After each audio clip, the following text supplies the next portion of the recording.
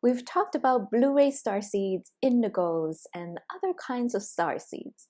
What about the children, the new generation that is incarnating now as we speak? Let's talk about these wonderful children, starseed children, in this video, and perhaps you recognize some of them around your own lives as well. For more spiritual and ascension updates, subscribe to this channel for a new video every Wednesday. Like I've talked about in the other videos before, starseed energy expressions are very much like a spectrum, like a rainbow. There is some people that expresses a lot of indigo energy. Some people, like myself and many of you, are blue-ray starseeds. Some of us sometimes are in the mixture, kind of like a hybrid between the two. So same concept applies to these starseed children. There are many types of starseeds that are incarnating on Earth at this time. When it comes to our children, the starseed children, you'll be able to see main groups that are coming in as well. So the biggest group, most well-known group, are the rainbow children. The rainbow children, as a clairvoyant, looking into their auric field, you'll be able to see an array of colors dancing in their auric field. And like I've said in other videos before, our auric field, right, are multicolored. But there's something a little bit different than these rainbow starseeds, is that the rainbow color tends to be more pastel shape. And they also have this really intricate patterns around their aura. It almost looks like sacred geometry patterns, and they move in a certain way that looks really beautiful. And you'll be able to recognize it. If you are clairvoyant, if you are someone that has been working on the intuition and spiritual abilities, you'll be able to tell apart these rainbow children. These rainbow children, one of their main life purpose or life mission is to anchor the galactic frequency onto Earth. Right? We have been in the dark ages for a very long time. A lot of galactic truths, our galactic history, our galactic connections are not being shown to us, are not being shared to us by the forces that were trying to control us. Now that we're moving into the new Earth, more and more of this information are going to be made aware to the public. That means that these rainbow children are already carrying these innate connection to the stars. If you have a starseed child, you'll notice that they tend to gravitate towards spirituality, science fiction, anything that has to do with the stars and the arts, fairies, etheric energies that are not often seen in the physical realm. You will notice that they respond really well to these types of materials, TV shows, books, and so forth. So these rainbow children are definitely delights. They are very happy. When you're around these rainbow children, you instantly feel much better. It feels like just being around them, they clear your aura, they make you feel more grounded, they open up these upper chakras that we have here, especially the higher heart. So the higher heart chakra is the energy center that's pink in color, and it's a fifth dimensional grid line compliant energy center. And it connects you with the higher realm. It is the gateless gates between heaven and earth. So these rainbow children already carry their new human template. They have their higher heart open, whereas if you look back into the older generations, right, we were still working on the green colored heart. Whereas now, right, the green color heart is connection to all things around you. The higher heart is connection to the higher realm. So for us, we have to like activate the high heart, but for these children, they are the new human template carriers. They already have these templates open. They are very connected. The next type of starseed children that you see a lot is called the crystals. The crystals, just like their name, when you look into their auric field, it looks like you're looking into a crystal ball, or looking into a cluster of a clear quartz crystal. It's very transparent, but you'll be able to see a sheen of silver, or sometimes I also see sheens of other pastel color. It's very light around the auric field, and it moves depending on the starseed, but from what I've seen, it almost moves like water in this wave pattern around their auric field. And these crystals, just like the name, they are very, very soft, they're very innocent, they are very pure. Whereas like the rainbow children, they are like a sun, like glowing, or these wonderful positive energy. The crystals are more to themselves. They are more apprehensive when it comes to big crowds. They are more to themselves. Sometimes as a parent, when you look at crystal children, you kind of have to gauge them once they have reached that social meter and they max out that social meter. They need to go within themselves and recharge.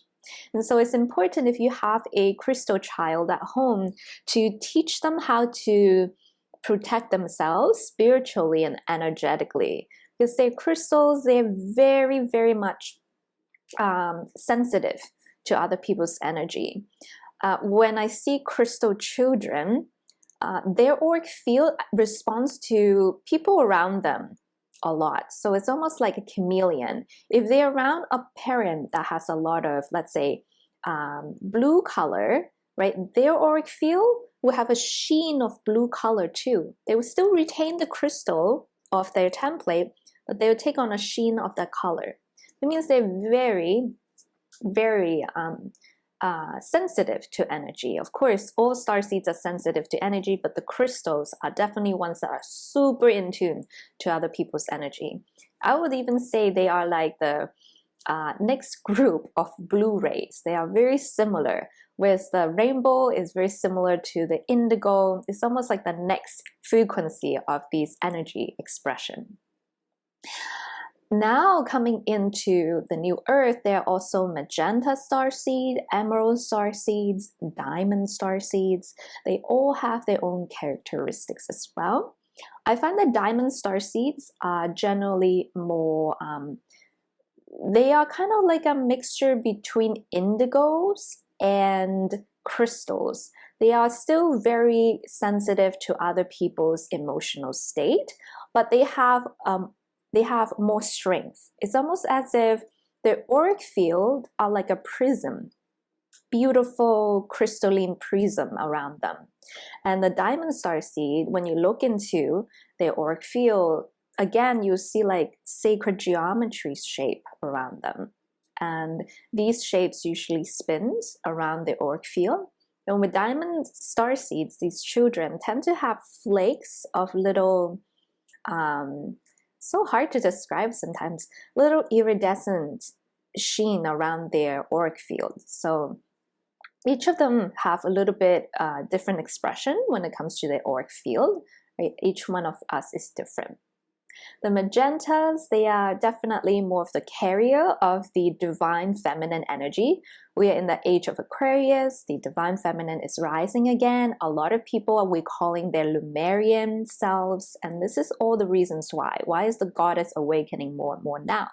And with this opening of energy, these magenta starseeds, right, are able to come in and incarnate. So with these children, they will carry a lot of these Mary Magdalene and the goddess energy. They're here to really, as they grow older into adults, anchor more of these goddess-like codes onto earth. Then you have the emerald starseeds. The emerald starseeds are highly, highly connected to nature. These starseeds are, I would say, the environmental protector. They're going to be the ones, when we transition fully into the new earth, be the ones that bring forth new information and technology that will help us clear out the environment, cleanse out all the garbage or the toxins that we've been releasing as a collective on Mother Earth. So they have a very important purpose. I find that with Emerald Starseed, they would love being around people, but where they found the true regeneration for themselves is in nature. So even though these Starseed children are quite new to Earth, They don't have a lot of karma that's connected to the old earth. They are all souls. These children, when you look at these starseeds, are highly intelligent, highly intuitive, highly telepathic, and some parents might not even realize that yet. And they often, these starseeds, choose starseeds parents. Parents that are hybrids, parents that are indigos, parents that are blue rays, the ones that kind of have been the veteran of the old earth. We have a lot of past life that we have been healing. We have been in this system for a while. We kind of know how to navigate it. Since they are the newer group, right, they would choose us who are connected to the galactics, who are spiritual, but still know how to navigate the system. It's kind of like they lean on us to navigate this old system while we transition into the new earth. And that being said, because these starseeds are so psychic, they operate in a higher frequency, they often do not fit in the old system. The old education system doesn't really work for them. Some of the food that we older starseeds that have been here for a longer period of time can handle, they cannot. So they can be very picky when it comes to their food.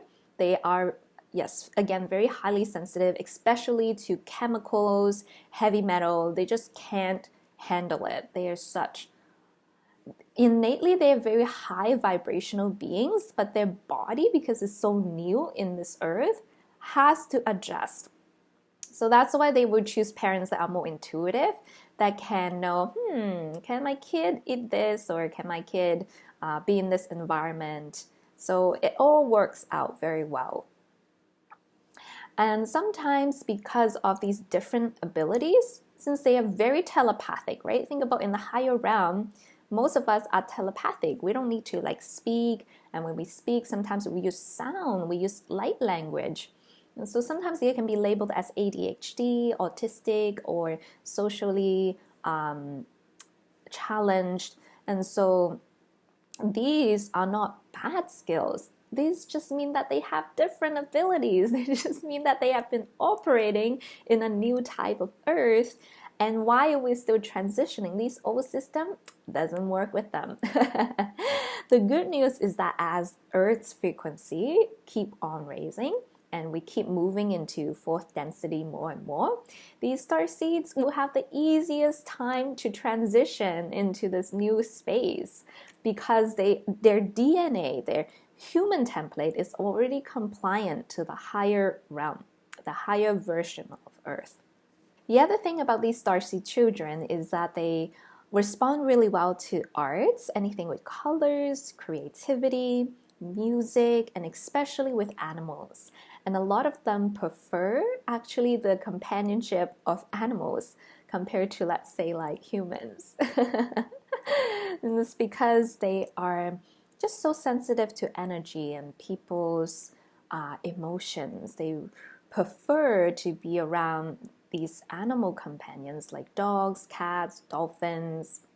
So these are some of the main characteristics that I have observed from being around these starseed children.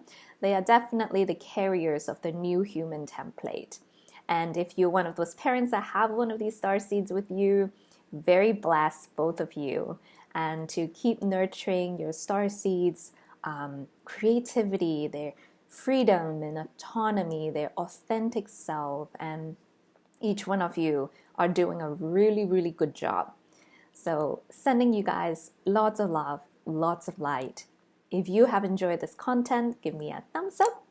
And you can subscribe to my channel for a new video every Wednesday. I talk about starseeds matter, ascension updates, spiritual healing. And if you feel called to, I also offer private reading sessions, healing sessions, online workshops, training programs to help people become a healer as well. My name is Tiffany, sending you lots of love, lots of light. Go out there and work your magic. Bye.